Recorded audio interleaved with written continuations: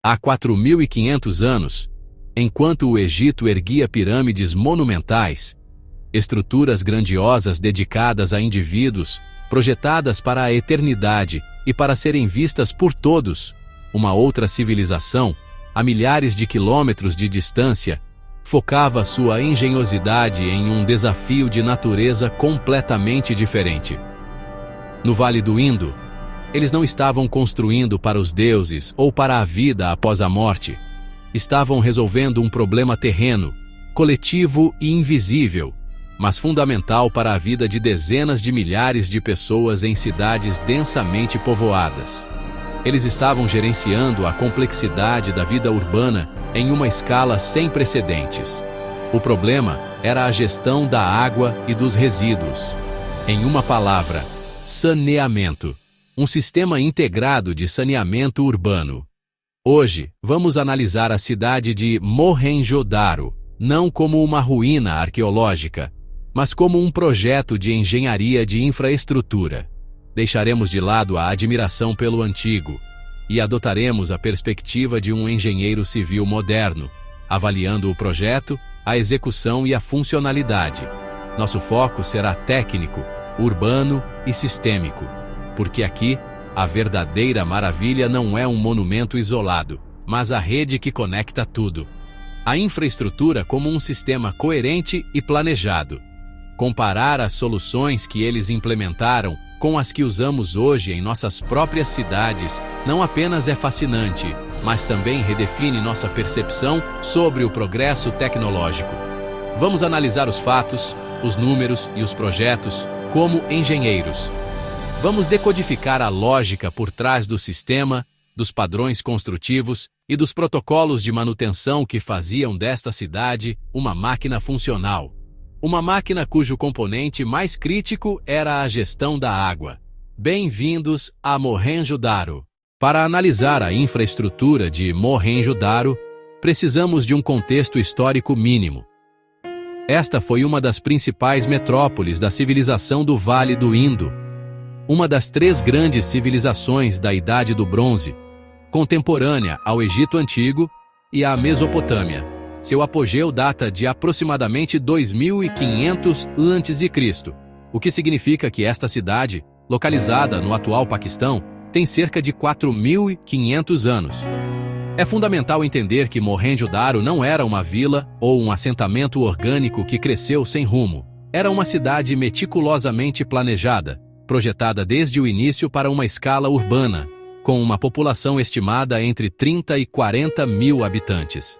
Sua estrutura era baseada em uma malha ortogonal, com ruas principais e secundárias que se cruzavam em ângulos retos, definindo quarteirões residenciais e funcionais. A cidade era dividida em 2 setores principais. A cidadela, uma área elevada e fortificada que abrigava as estruturas públicas monumentais, e a Cidade Baixa, a vasta área residencial e comercial. Todo esse planejamento foi distribuído de forma coerente com o terreno e o curso do rio Indo, que era a espinha dorsal da civilização, provendo água, transporte e um desafio constante com suas cheias anuais.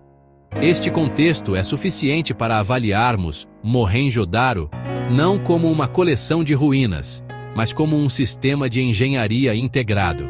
Agora vamos analisar o que exatamente foi construído e como funcionava. Malha urbana ortogonal, ruas em ângulos retos, quarteirões bem definidos, construções padronizadas em tijolos cozidos, sistema de drenagem integrado, conexões laterais convergindo para coletores, pensando a cidade como rede. Isso não é crescimento orgânico, isso é planejamento prévio, planejamento que considera topografia, drenagem e logística, e escala de uso cotidiano. Mas é no gerenciamento de águas servidas que a engenharia de Mohenjo-Daro atinge seu ápice. Aqui entra o ponto mais impressionante. Praticamente todas as casas, das maiores às menores, tinham acesso a um sistema de drenagem e saneamento. Muitas residências possuíam banheiros e latrinas no segundo andar, com calhas de terracota embutidas nas paredes que direcionavam os dejetos para a rede pública. Para a época, era um nível de conforto e higiene sem precedentes. Nas ruas, canaletas em tijolo cozido, um material resistente e impermeável, faziam a coleta do despejo doméstico. O sistema era projetado para manutenção.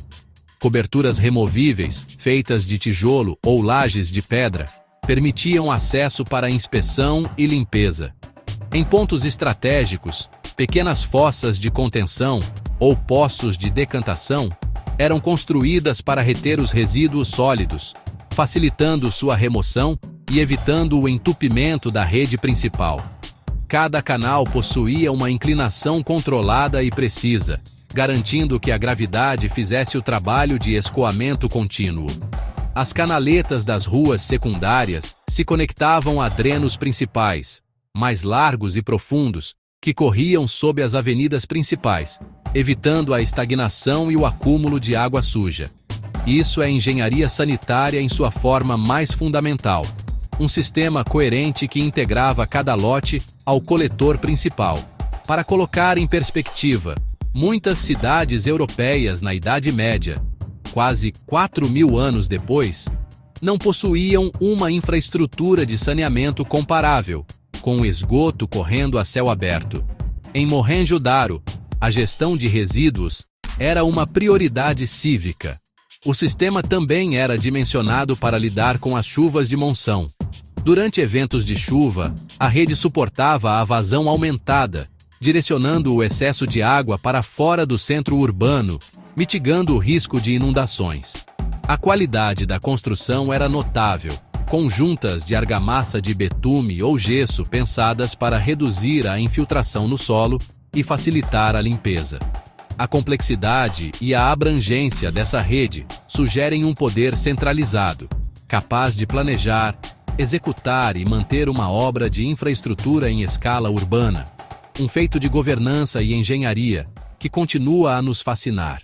Os tijolos de Mohenjo-Daro seguem proporções quase idênticas. Proporção típica: 1, 2, 4. Isso implica controle dimensional, molde padronizado e processo produtivo replicável. Controle de qualidade, tradução moderna, produção em escala com especificação técnica. Padronização reduz custo, tempo e erros. E viabiliza a manutenção. Um tijolo, um módulo, uma linguagem. Estrutura retangular, cuidadosamente assentada. Impermeabilização com betume natural. Escadas simétricas, acessos redundantes. Drenagem eficiente para enchimento e esvaziamento controlados. Impermeabilização controlada em 2.500 âncabos a Cristo. Não é improviso. Isso exige conhecimento empírico de vedação, teste e erro anteriores, transmissão de conhecimento. É tecnologia de desempenho, não apenas espaço ritual. Um protótipo de engenharia hidráulica, em escala urbana, para manter padronização, drenagem e planejamento ortogonal. Ela precisa de autoridade central ou forte coordenação, código construtivo implícito, divisão clara de funções, manutenção contínua. Infraestrutura só funciona se houver governança. Mesmo sem sabermos ler seus símbolos, lemos sua engenharia.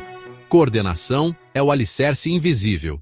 Diferente do Egito ou da Mesopotâmia, não encontramos grandes palácios dominantes, templos monumentais gigantescos, representações claras de reis. Isso levanta uma hipótese interessante. Talvez a prioridade não fosse poder simbólico, mas eficiência urbana. Uma civilização que investiu menos em monumentos e mais em infraestrutura. A grande obra é o sistema que ninguém vê. Por volta de 1900 a.C., a cidade foi gradualmente abandonada. Hipóteses: mudança de curso do rio, alterações climáticas, colapso econômico. Mas o ponto importante: não há evidência clara de invasão ou destruição violenta em larga escala. Isso sugere um declínio sistêmico, não um evento catastrófico isolado. É assim que sistemas complexos falham, por múltiplas pressões, ao longo do tempo. Mohenjo-Daro mostra que engenharia urbana avançada existia há 4.500 anos, e mais. Mostra que civilização não é definida por monumentos gigantes, mas por infraestrutura funcional. A verdadeira sofisticação de uma sociedade pode estar escondida nos seus esgotos. Civilização é performance cotidiana. E Mohenjo-Daro entendia isso. Mohenjo-Daro não é um mistério arqueológico no sentido clássico. É um lembrete de que já fomos capazes de organizar cidades inteiras com precisão técnica impressionante.